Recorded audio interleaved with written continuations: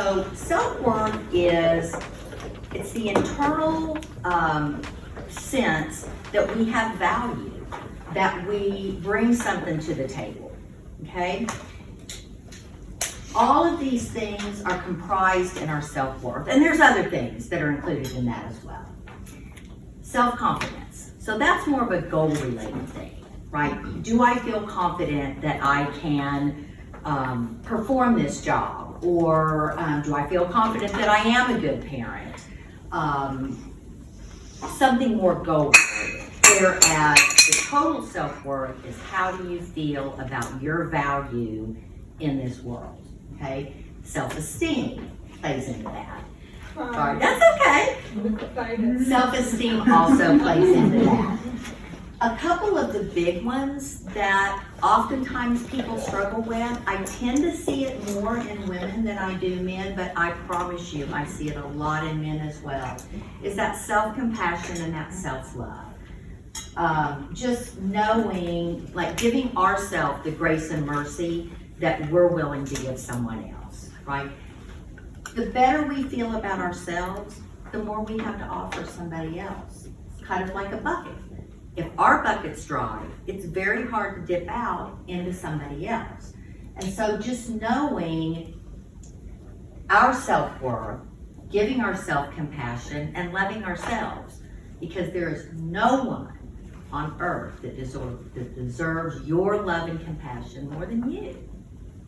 So all of these things tend to play into self-worth. A lot of times we fear a lot of different things, okay? If we're going to take that back to kind of that self-worth area, we might fear that we don't measure up to somebody else. We might fear that we are not a good parent, right? Even though there's no evidence to support that. We might fear being successful. We might fear being a failure. We might fear rejection. But I promise you, I love this statement, and I did not make it up. Everything you want is on the other side of fear, right? And think about it from a fear standpoint. What is the worst thing that can happen? Right, a fear of rejection. 5 years down the road, is a rejection from a potential love interest, is it really going to make that much difference? And as a parent, I think it's very easy for us to say, oh honey, you know, I know this hurts, I know it feels bad, but in the big scheme of things, like down the road, this rejection is not going to change your life course, right? But so much of the time, people let that fear, whether it's fear of failure, rejection, fear of not being valued, not being worthy, not being lovable, whatever it is, it stops us from doing the things that we could do, right? To be the total person that we can be. So when you're thinking about fear, think about it in the aspect of, what's the worst thing that could happen? There's a lot of things that fear stops us from doing. It stops us oftentimes from just being what we could be and what we deserve to be. I want to talk about a little bit more about knowing your self-worth. So the best way to know it is to really think, like take the time to think, what do I bring to the table? Like what is valuable in me? And I promise you, if you look at it from God's perspective, the list will be miles long. Okay, but even if you just understand yourself, what some of your accomplishments are, right? You guys, everyone in here has had probably lots of accomplishments, whether they be career related, family related, friend related, you know, just general related, right? So sometimes just writing those things down help us really understand where we came from, where we're going, and currently where we are. Stand up for ourselves. Women, as a general rule, and we're going to go into this a little bit more, but part of what adds to the gender pay gap is women not standing up for themselves. And I'm talking today because I'm talking with females. I'm talking a lot about the female side of it, okay? Not that a lot of this stuff doesn't pertain to men, but generally women are less apt, statistically, to stand up for themselves in all kinds of environments, whether it's work related, whether it's relationship related, or it's friendship related, are just not as apt to stand up for themselves, okay? If they stand up for themselves, why wouldn't we? How many of us care what other people think?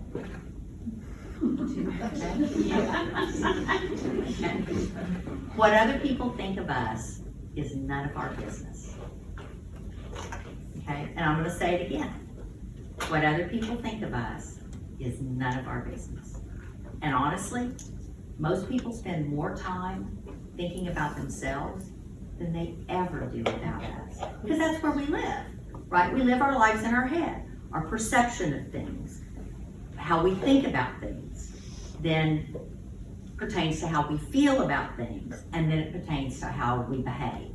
Okay, so it's just kind of all a cycle, and this is a cycle that we all live in. If we spend a lot of time thinking about what other people think, we're giving them our power. What difference does it make? This is one of my favorites, okay? Shoulds and should nots. Who gets to decide what you should or should not be doing? Us. But who do we let decide that? Everyone else. One of my favorite sayings, and I say it to my clients all the time, we all need to stop shoulding on ourselves. Okay? I said should. Right? I mean, if I allow you all to tell me what I should be doing, then I may not be happy with that. But I'm doing it to conform to what you think I should be doing. But I'm not living, and we'll talk about this as we go along, I'm not living to my value system, right? If my values are, I want to spend more time with my family because one of my top values is family, but someone else is telling me, well, I should be working more hours. I should be working harder. I should be spending my weekends, catching up on work. I'm not living to my values, which makes me internally unhappy based on what someone else tells me I should do. Speak to yourself as you'd speak to a friend. I promise you, me included, most of us speak to ourselves in a way we would never speak to our friends, right? We have a tendency to say, we're not good enough. We should have done this different. We're not bringing enough value to whatever the situation is. But yet if we had a friend sitting across the table from us in the exact same situation that we were in, what would we say to them? Oh, you're doing a great job.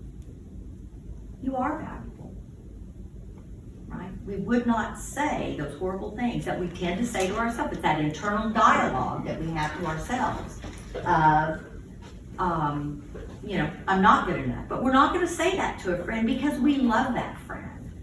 But going back to the self-compassion and the self-love, right? If we love ourselves, we're not going to talk to ourselves like that either. So some of it is just really, I know I'm giving you a lot of information, but some of it is just being aware of what that inner self-dialogue and that inner critic, that nasty little person that's on the inside of us is just telling us that we're not good enough, right? That's that little devil on the shoulder that we just need to put in. Stop comparing ourselves to others. Comparing ourselves to other people is like comparing apples to a tennis racket. There's no comparison. Surround yourself with people who would say your name in a room full of opportunities, right? Who we spend our time with, and I bet as parents, one of the things that it's important to us is that our children are spending time with people that are good influences on them, that, it's the old saying, birds of a feather flock together. We want them to be hanging around people that we want them to be more like, or that have certain characteristics that we want our children to be hanging around people that are just good influences on us. On our children, right? Same with us. if we're hanging around people that are gossiping, talking ugly about other employees, things like that, right? Then sometimes we kind of peer pressure. I still struggle with peer pressure. You know, kind of get involved in some of those things, and you're just kind of there, and you know, sometimes things come up and you kind of play into that conversation because you don't want to just kind of walk away, you don't want to be rude, but you're not, right? So surrounding yourself with people that lift you up, build you up, and that you can build them up. Okay? Women for women. Tearing other women down does not elevate us, which that's kind of, you know, the theme that we've kind of heard through the years is, you know, you hear someone that's kind of putting someone else down in an attempt to elevate themselves. It doesn't elevate them, right? It certainly doesn't elevate the other person. So as women, I mean, there's enough out there for all of us, no matter what we do, no matter what line of business we're in, there's just enough for all of us, right? So just being supportive of each other. Values came up a minute ago. Know what your values are. One of the things I do with most of my clients is I go through a process of helping them understand really what their top 5 values are. There's lots of values everybody kind of has different ones. But if you can articulate, and most of my clients cannot articulate initially, if I said, you know what your top 5 values are? They don't, right? But once we go through it, and they really understand what they value, they're able to then understand, is their career, is their personal life, is their friendship life bumping up next to that? Is it causing a conflict with their values? Because that's one of the things that is really a key, is something that I see all the time in people with depression, is that they value something, but they're not living to those values because of some other reason. Knowing what your values are and then living toward those and making sure that the decisions that you're making aren't causing conflicts. No one can make you feel inferior without your consent. If you feel inferior for some reason, and I tell my clients this, no one can make us feel anything. The way we feel is based on the way we think and on our perception of the situation. Just because we think something does not make it true. But nobody makes us feel anything. She didn't make me feel bad. She didn't make me mad.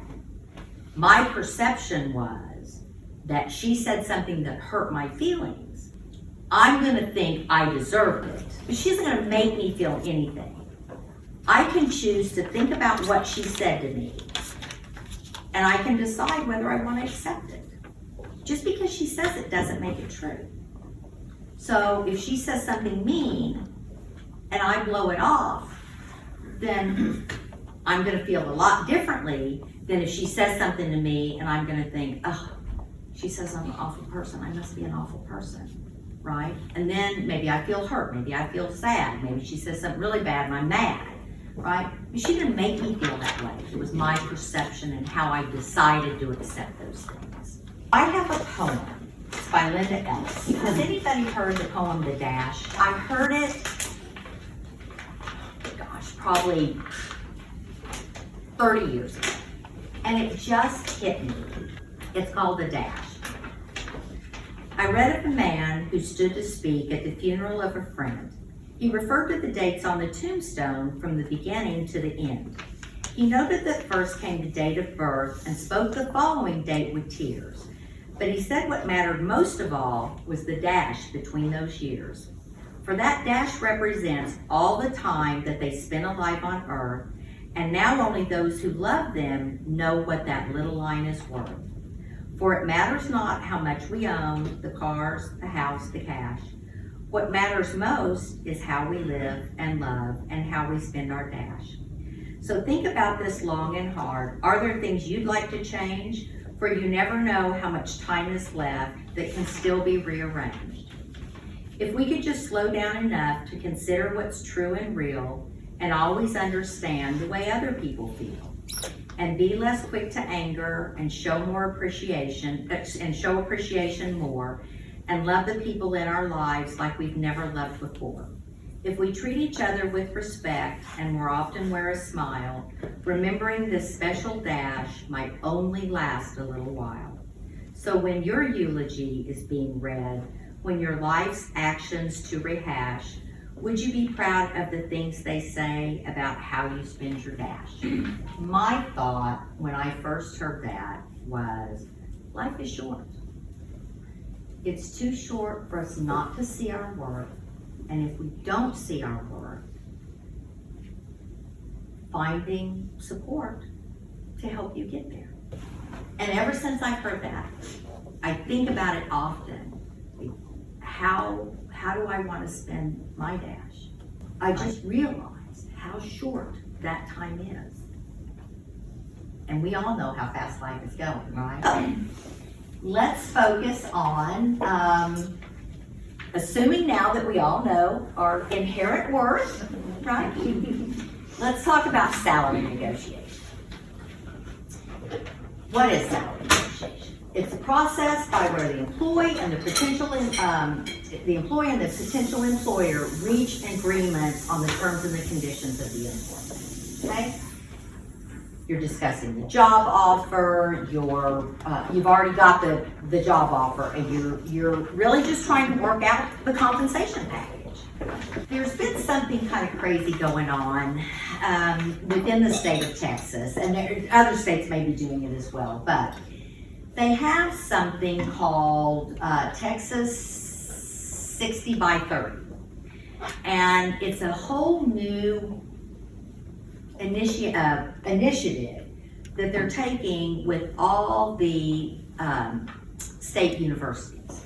They're now mandating that part of their curriculum include marketable skills. So most of you probably know the difference between hard skills and soft skills, right? If you're going to be an engineer, you're going to go in, you're going to get your engineering degree, you're going to know a lot about mechanical, electrical, petroleum, whatever direction you're going. But the soft skills are, can you communicate? Can you work on a team?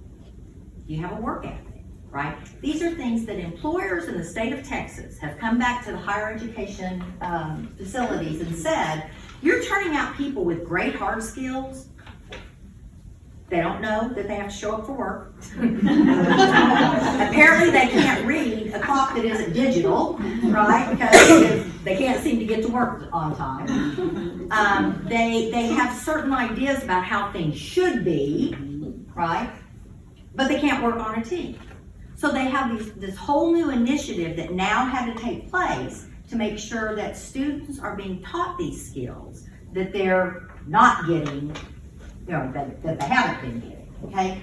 So when you're looking at what employers want, yeah, they want the hard skills, but they definitely are looking for the soft skills too. So understanding, can you communicate? Can you problem solve? Are you open to someone else's perspective, right? Are you a person that can take the lead? And if you can, do you, right? If you are not comfortable in leadership, there's nothing wrong with that. But then can you work on a team? Can you allow someone to kind of guide you? And can you allow that?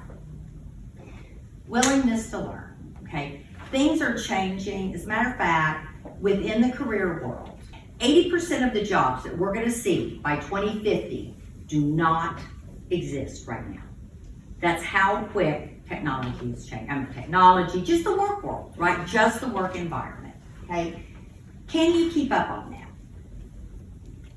The willingness to learn the things that you need to learn to make sure that you're still marketable as these careers change. Now that doesn't mean that the jobs that you guys are in now are not going to be available. Some of them will, some of them won't. But the ones that are available that you still have are going to look different. Reliability. When I say loyalty does not necessarily mean you need to be loyal to a company for the next 50 years. And that's the way the work world used to be. People went to work for a company, they worked there for 30 or 40 years, they got to go watch, they got a retirement, They went home, you know. It's a very different work environment now.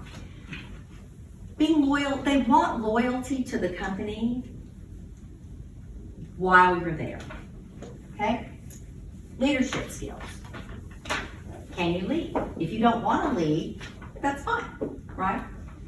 Multicultural sensitivity. This is something that comes up quite often. I mean, the United States is a melting pot, as it should be, okay? But we need to understand that not everybody sees things the same way that we do, and some of it is cultural, right? So it doesn't make anything wrong with it. It just means people see things differently, and we have to be respectful of that and honestly knowledgeable about it, okay? Positive attitude, okay? Show up.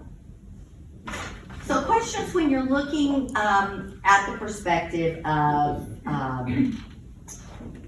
working through a compensation package. What is the salary range of the job and or industry and or that employee? I'm going to give you some websites that are they're just good resources for you to check these things out, okay? But what is the normal salary range for either the job you're looking at or the company or the industry?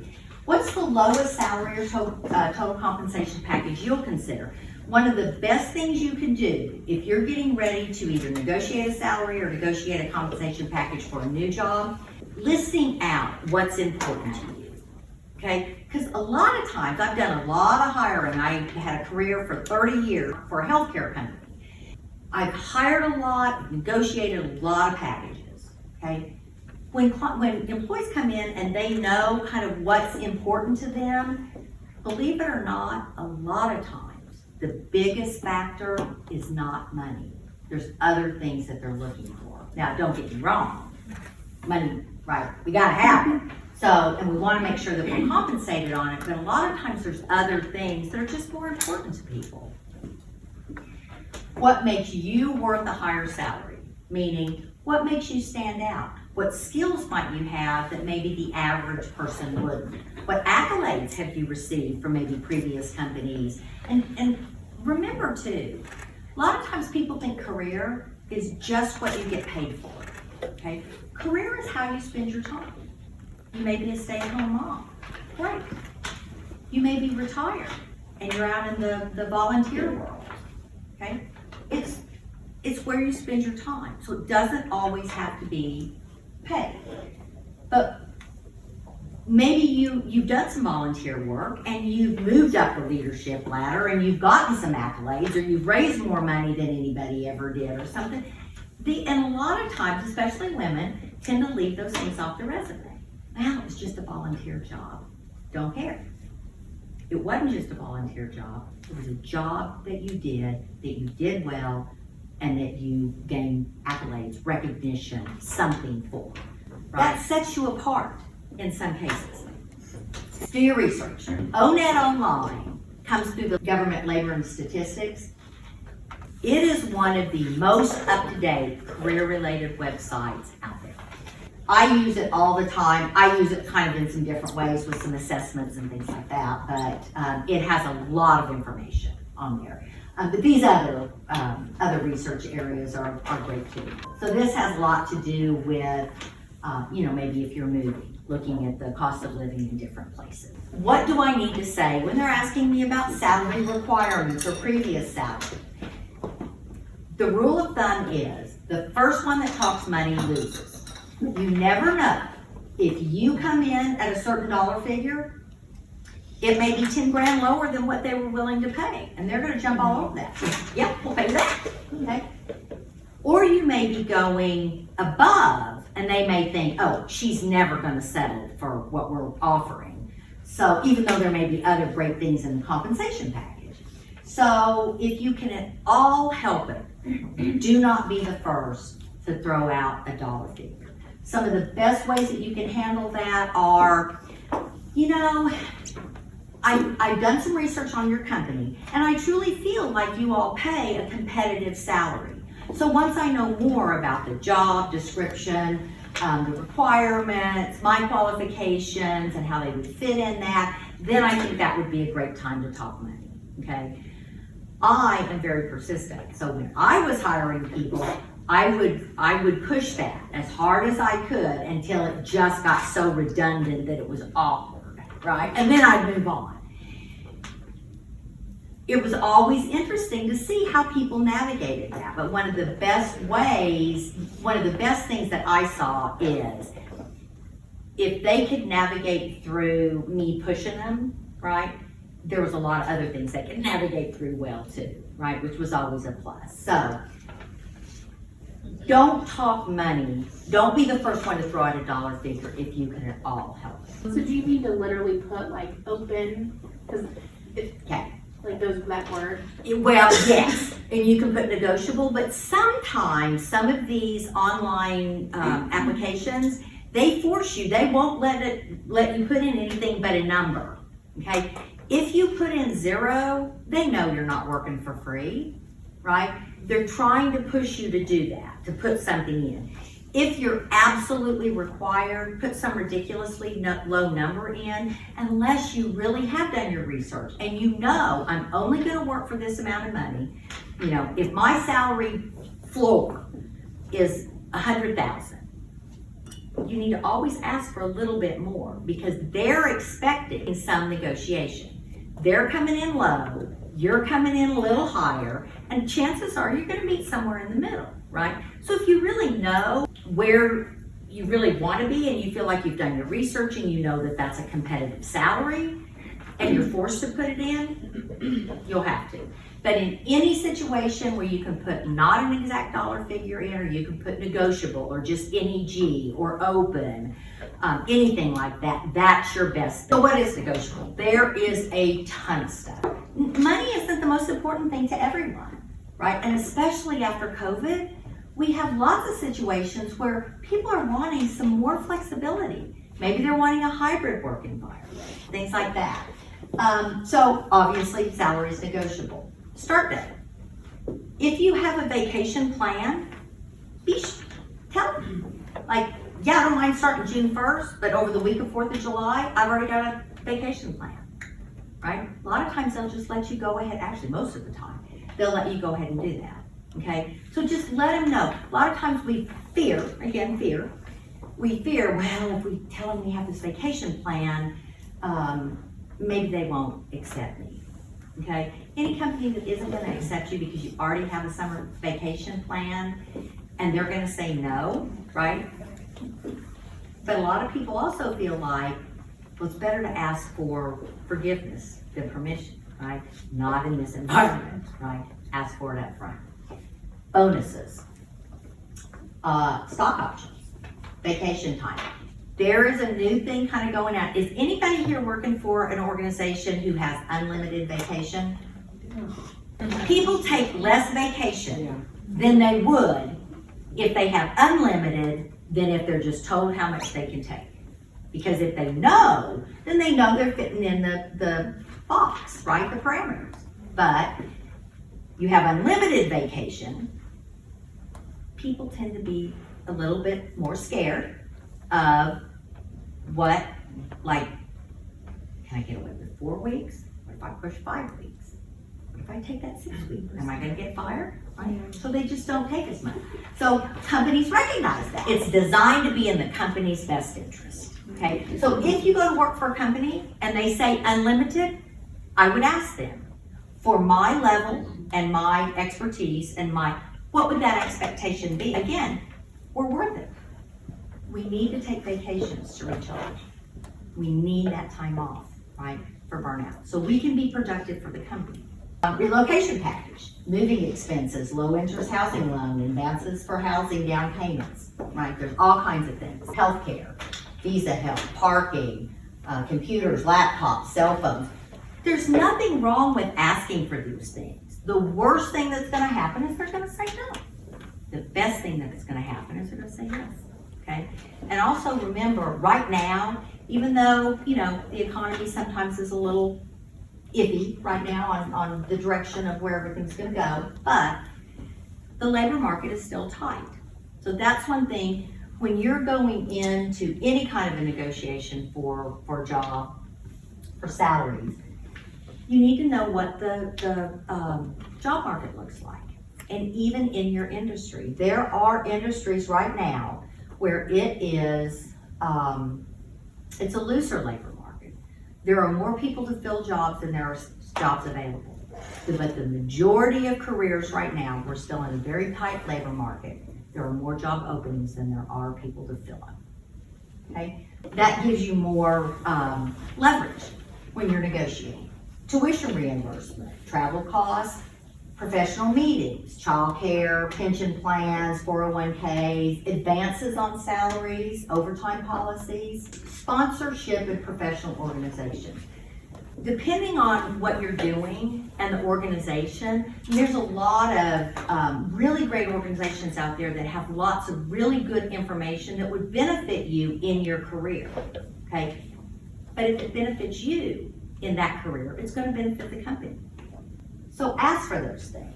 Ask for what you want and or need, right? Don't just nickel and dime. But if it's something that's important to you and you've made up your list of all the things that are important to you, ask for it. Company-sponsored credit cards. If they offer, a lot of these credit cards, company cards, offer rewards, figure out who gets those rewards. If there are rewards on the card, you need to understand what they are and where they go. Be creative. Look for different ways to achieve your goal. Be willing to make trade-offs. But again, if you know what's important to you and what you're looking for, because you've already made your list, ask for it. Don't give in to the aspects that are really important to you. If you really need to not work weekends and you have something that requires every weekend or every other weekend or way more than you really feel like would be good for you, I promise you there's another job out there, because it's going to conflict, it's going to bump up next to your value system, right? And that's not going to feel good. Be careful with your negotiations, because you can lose the offer when you're negotiating. When you get the initial offer, go through and look at the offer and write a list of all the things that you want to negotiate, whether they're in the offer or not. If they're things you want to add on, but do all the negotiation at one time. No employer likes, okay, we've negotiated the salary, are we ready to go? Well, I need a little bit more vacation. Okay, we'll give you an extra week of vacation. Well, I need, better health insurance. I need a membership to a health club. Do it all at once. Know what you want to ask for and go in and ask for it. Then I can assess what my salary requirements would be. Anybody that is hiring for a company, they want to hear that, you want to work for the company. So even saying something like, I've done my research and I feel sure that you pay a competitive rate. So, I don't feel like we won't be able to come to a financial agreement. Let's talk right now a little bit more about what the job is. There are effective styles and ineffective styles of negotiating. Negotiate to get everything the best that you can. Ask for more than what you expect, but don't go haywire. Just know your statistics. We hate this. Right? Well, I have another job offer. Well, I have another offer that's going to pay more money. Right? It's not going to get you anywhere. Okay? Now, there are ways to say this politely, especially if they ask you. Right? Are you looking at any other companies? Actually, I am, but I'm most interested in going to work for you. Don't ask for the salary again that you hope to get. Do your research and know what the going rate is for what you do, but add on for what sets you apart. Understand the dynamic of your particular situation. Again, it kind of goes back to you may have something that's in great demand, that there aren't a lot of people out there. Like right now, actuaries, if you're an actuary, you can pretty much just walk in and tell them how much you want to be paid, right? It's just crazy that there's just a lot of openings for it and not a lot of people, okay? So understand what sets you apart, okay? There's nothing wrong with also asking, are you interviewing? How many other candidates are you looking at right now? Especially if you've gotten through, 2 or 3 or 4 interview processes, and you know it's kind of down, and within the next week or two, they're gonna make an offer to somebody. How many other candidates, if you can get them to let you know, if you're the only one, you may have more leverage, right? Again, it's not carte blanche, just write your own ticket, but then you know that you have a little bit more leverage, okay? So whatever information you can gracefully get out of them to help your situation, do it. Let the employer, of course, go first with the offer. When you hear the offer, if they say it to you, just keep it non-emotional, right? It's a business, right? As soon as you go, oh, that sounds great. You just lost your negotiation. Right? Take the offer and then give yourself time to digest it. They don't need to know immediately. You need to have time to go home and think about it and evaluate it, right? Give them a time frame. When do you need to hear back? Or would you mind if I had today, tomorrow, and the weekend, and I can get back with you on Monday? Body language should demonstrate thought, not emotion, so you could be sitting there, thinking of, right? Body language is gonna tell them something. Counter with your research. They'll tell you what they can and can't do. They don't usually rescind an offer. If they do, well, it's highly unusual, but oftentimes they will if you're negotiating like one thing at a time, right? They need to get someone hired, they need to get someone in there. You wanna go to work, okay? It doesn't have to be long and drawn out, as a matter of fact, it shouldn't. So there comes a point in every negotiation where you need to be done, okay? Sometimes the increments of which things go up become so tiny that it doesn't matter. And remember, if you're doing a good job, this is not gonna be the only salary negotiation you have. You're gonna have one next year, and the year after that, and the year after that, until you move somewhere else, okay? So this isn't your only opportunity, okay? But it doesn't mean leave money on the table either. Most companies wanna treat you fairly, and they want you to treat them fairly. Money isn't everything. There's lots of other things to be considered. You just have to decide what's important to you. Get the offer in writing. There are companies out there, especially smaller companies, that don't necessarily put them in writing. I would get them. We're in a very litigious society these days. I would get everything in writing, especially if you're having something that's a little bit out of the norm. When you go in any interview, always take extra resumes.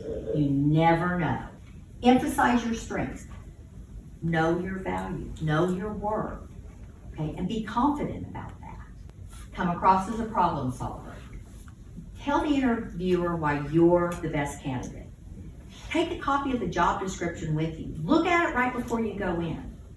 Make sure that whatever the key words are that they're looking for in that job description, you're saying those things. They're telling you exactly what they're looking for. You need to go in and tell them exactly why you have those, how you have those, and why you're the best person to use those. You're plugging the holes that they have. Always show that you know something about the company. Again, Google is a wonderful thing, okay? Google the company. I understand you're a company of 10,000 employees. I understand you started in 1991. I understand that you've been rated as one of the best companies to work for in Texas for 5 years running. It doesn't have to, there's no right statistic. Just have one or two so they know that you know something about the company. You can ask when the hiring decision will be made, so you're just not sitting back, waiting. Okay, it's been 2 weeks. I'm just sure I didn't get the job, right? It may take them a month to get the process through. So ask, just so you'll know. Always thank the interviewer, both orally and in writing. Men are more likely to negotiate than women, okay? I said this earlier. This adds to the gender pay gap, okay? But also think about it. If you leave $10,000 on the table now because you don't ask, you've left that $10,000 on the table for every year that you work going forward. And every percentage raise, you'll lose money on each one of those raises, right? So it just makes that discrepancy bigger and bigger and bigger. So know your worth, know your value, know your skill set and what you bring to the table, and then let them know what that is with confidence. Counter only once, all issues simultaneously. You would think this is a given. I cannot tell you the number of people that have told me that they need to make a certain salary because they just bought a new car. We're looking at what does the industry pay, what does the job pay, what do I bring to the table, what sets me apart, and that's what I'm basing my salary request on. Respond as quickly as possible, don't leave them hanging. Do not renege on an offer if you can at all help it. You would be surprised at how small the world is when you develop a bad name in your industry. Always be looking towards your next negotiation. Just like we said before, this is not your only chance to negotiate a salary. You'll be doing it every year, as you go along. The best time to start looking towards your next salary negotiation is the day after your last one. Do a good job, have a good work ethic, be a team player, all the soft skills, utilize your hard skills, show them what you can do, keep a list of your accomplishments, your accolades, quantify it, qualify it. I would keep a list, okay? Because it's very easy for us to forget things as we go along, right? And then after the salary negotiation, we come out and go, oh my gosh, I won the best employee award 5 years in a row and I forgot to mention it.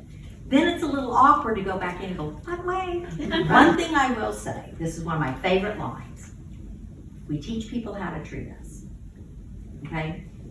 As long as we're allowing someone to behave a certain way to us, every time that tells them, okay, she'll accept that, okay? So just keep in mind, everyone in here is worthy and valuable and wonderful and unique, right? Make people treat you. Show them what you'll take and what you won't take, okay? The last thing I'm gonna say is, my mantra that I live by is, life by design, not by default. Every single one of you can be designing your life exactly the way you want it. Not that it won't come with hiccups, not that everything comes exactly the way that we want it to, right? But life by design, not by default. Just sitting back and letting life happen, right? And oftentimes, if our self-value and our self-worth is a little bit lower, we might just sit back and let things happen to them and then somehow think we deserve that. And that's just not the case.